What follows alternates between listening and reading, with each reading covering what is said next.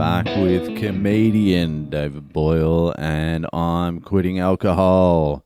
So here I am sitting in New York City in the middle of a fucking snowstorm. We get here and basically within an hour, it just starts fucking snowing. There was alerts all the way down here.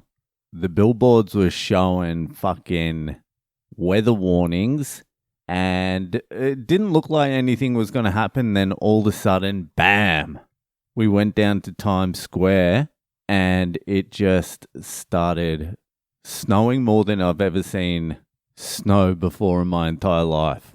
This fucking cat. I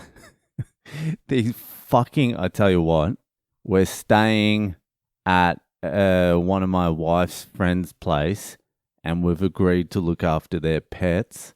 These fucking childless couples and their fucking pets, it's unbelievable. We've got 2 kids, and I reckon they're less trouble. Well, I don't know about that. There was almost a disaster on the way to fucking Times Square. We're about to board a train, and my son goes on first, and we go to step on, and I double back. I'm like, is this the right train? And we sort of hop back off. And as I hop off, his goddamn cat, the first time it's come down from its fucking perch is just as I start this podcast. I'm not a huge fan of cats either. I don't know what the fuck it's doing down here.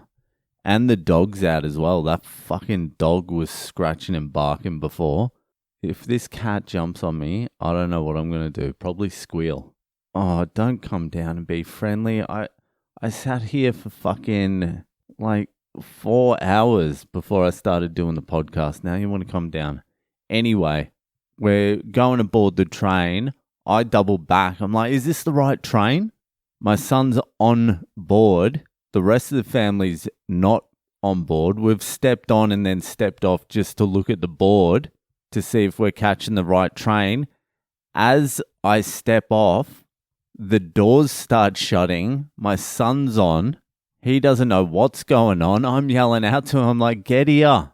And just as the fucking doors were about to slam shut, I was able to jam my fucking arm in there and stop the door from shutting. I don't know what his game plan would have been. I don't know what our game plan would have been after that. We haven't come up with anything. We haven't told him anything. He knows my phone number. That's about it. But whether he gets kidnapped in the process of finding someone to call us or not, who knows? But that was almost a disaster. But aside from that, I would say looking after 2 kids is probably easier than the instructions and the detail and what you have to do for these 2 fucking pets. So there's a dog and there's a cat, and I don't think they get along.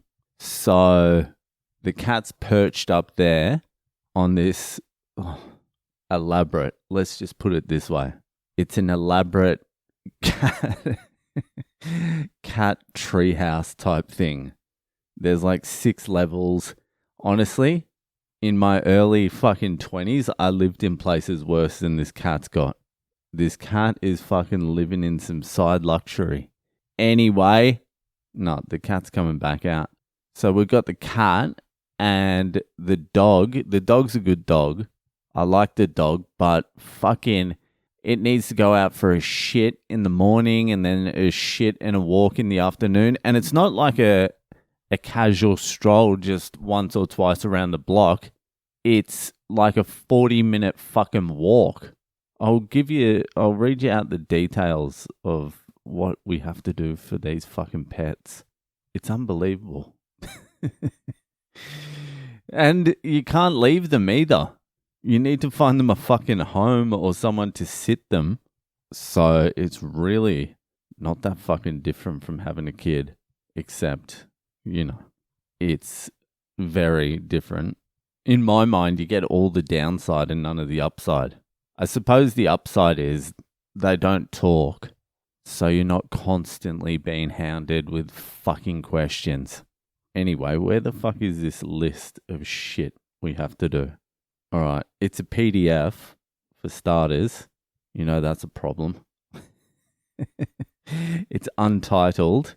It should have a title though. I don't know. Fucking looking after replacement kids.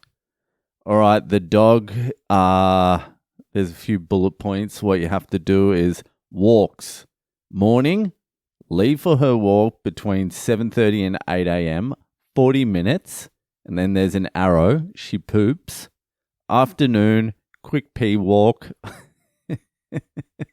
Evening, leave between 5:30 and 6 p.m., 40 to 45-minute walk. She poops. Before bed, quick pee walk, which is the walk I already took this dog on before I put her to bed, and it was snowing like fuck. It was actually beautiful out there. So it's dead in New York at the moment because of this fucking snowstorm, and the roads are just fluffy white snow. It's actually quite incredible. I took some fucking vids. I might chuck it up on the Patreon. It's still fucking snowing too. It's coming down hard. When we were in Times Square, this is so scattered. I'm just all over the shop tonight. I had a fucking espresso before at like 11 o'clock. So that probably wasn't a good idea. But yeah, when it was snowing in Times Square, it was actually quite majestic. It was a beautiful scene.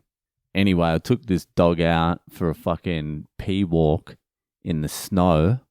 And it's fucking snowing heavily. And the dog is covered in fucking snow. I'm covered in snow. So I have to wipe the dog down for snow because you can't just bring the dog.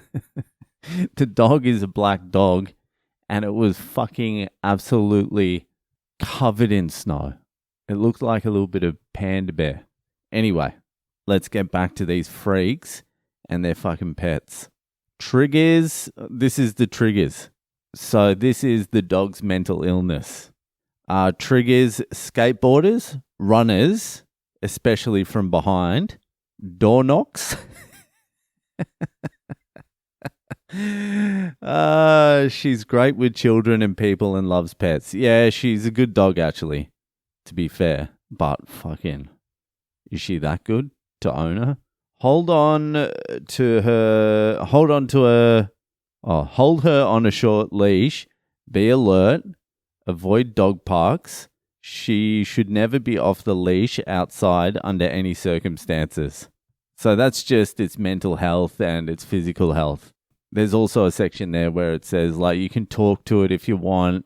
You can read it a book. She knows how to read. She knows how to listen. She likes talking. Then the food. This is just the dog. There's also a fucking cat.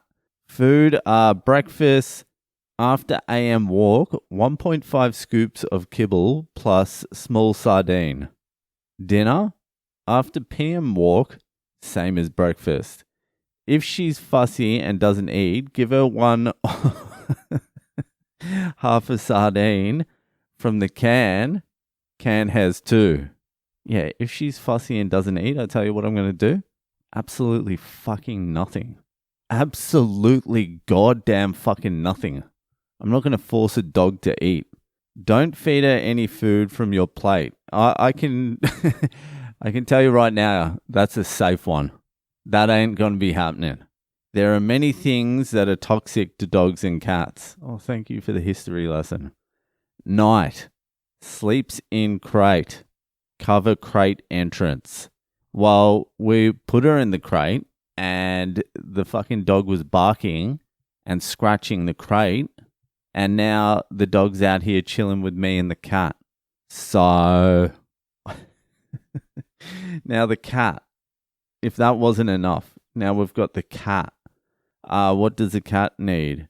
She usually just tries to use her litter box when the dog isn't around. Food. Morning, she meows around 6 a.m. for food. Fuck. 6 a.m. Can ignore her until you can't. Could also just feed her and go back to sleep. Oh, I can ignore her. Don't worry about that. A quarter scoop of kibble on cat tree. Cat fucking mansion. Evening, 6 p.m., a quarter scoop of kibble on cat tree. The double cat tree kibble. I like it. Litter, clean daily. Bag goes to trash chute. Room, do not drop down chute. So you just sit it there, I suppose. Both. Oh, this is both dog and cat. Wash food bowls before meals. Water bowl once a day. Refill water bowls as needed. Treats are in the cat tree. Limit treats or they'll get sick. Where things are. Kibble. Oh, fuck. Yeah, all right. And then there's some instructions for the vet. Hopefully this wasn't specifically for us. Hopefully this is the one they sent to the dog whisperer and then just gave this one to us so they didn't have to do a new one, because this seems a lot. Anyway, it's what needs to be done. I think we're going to be fucking trapped inside for most of this trip anyway, because fucking New York is completely white at the moment. It's fucking wild. Anyway, that'll do it for tonight. And I'll chuck a couple of things on fucking Patreon. And I'll see you the fuck later.